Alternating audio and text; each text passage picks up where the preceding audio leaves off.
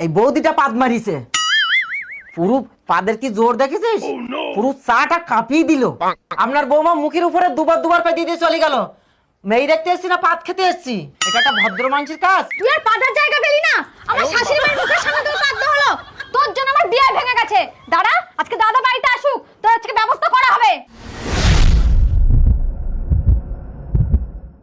মা, এটা হলো মেয়ের বাড়ি। এই বাড়ি? তুই তো বললি মেয়ে বাপেরা খুব বড় লোক। আরে মা, বড় লোকের সাথে কি সাথ? মেয়েটা দেখতে খুব সুন্দর। চলো। লাস্টে এই বাড়ির মেয়ে এই টালির বাড়ি দেখি তোর পছন্দ হলো? হ্যাঁ, তুমি মেয়েটাকে একবার দেখবে তো, চলো চলো। চল। দিদি আসুন আসুন, ঘরে আসুন। ভালো আছেন? হ্যাঁ ভালো আছে, আসুন আসুন। দিদি বসুন বসুন, মেয়েকে পাঠাচ্ছি। ঠিক আছে। আরে বাবু, হ্যাঁ। এটা মেয়ের মা? হ্যাঁ। মেয়ের মা যখন এত মোটা, তাহলে মেয়ে কত মোটা হবে রে? মেয়ের মাকে কাতলা মাছের মতো দেখতে হলে কি হবে? মেয়ে কিন্তু চিংড়ি মাছ। আসছে, দেখতে পাবে।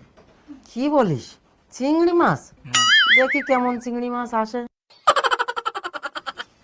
কি রে বাবু, মেয়ে এখনো আসছে না কেন? বস। কাকিমা, এই যে মেয়ে। ও, কি রে বাবু, হ্যাঁ। এ তো পুরো শুকনো চিংড়ি মাছ, এর গায়ে কোনো মাংস নেই।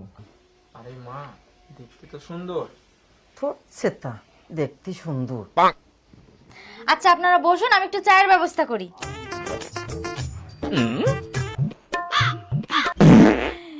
যা সালা, এদের সামনে পেতে দিলাম, আটকাতে পারলাম না। কেটে পড়ি।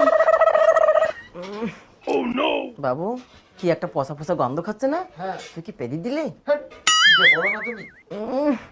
তাহলে এই মেয়েটা মনে হয় পেদি দিয়েছে। কি বিচ্ছিরি গন্ধ হচ্ছে।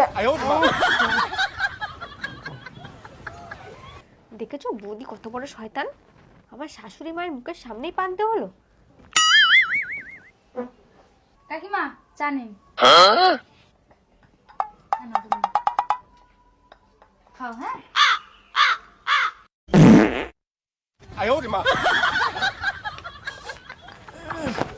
দেখলি বাবু, এই বৌদিটা পাদ মারিছে, পুরো পাদের কি জোর দেখেছিস? পুরো চাটা কাঁপিয়ে দিল। না, এ রসা আর খাওয়া যাবে না। এ রসা পাদুসাওয়া হয়ে গেছে। ধর দিদি। কি হয়েছে দিদি? এটা কি অভদ্রতা হচ্ছে? আপনার বৌমা মুখের উপরে দুবার দুবার পা দিয়ে চলে গেল। মেয়ে দেখতে এসছি না পাদ খেতে এসছি? এটা একটা ভদ্র মানুষের কাজ। কিছু মনে করবেন না, আমার বৌমার একটু দোষ আছে। দোষ? কিসের দোষ? পাদের দোষ। এই রে, এই মেয়ে তো আমার বাড়িতে নিয়ে যাবো না। মেয়ের বৌদি এতবার পাদ যে, তাহলে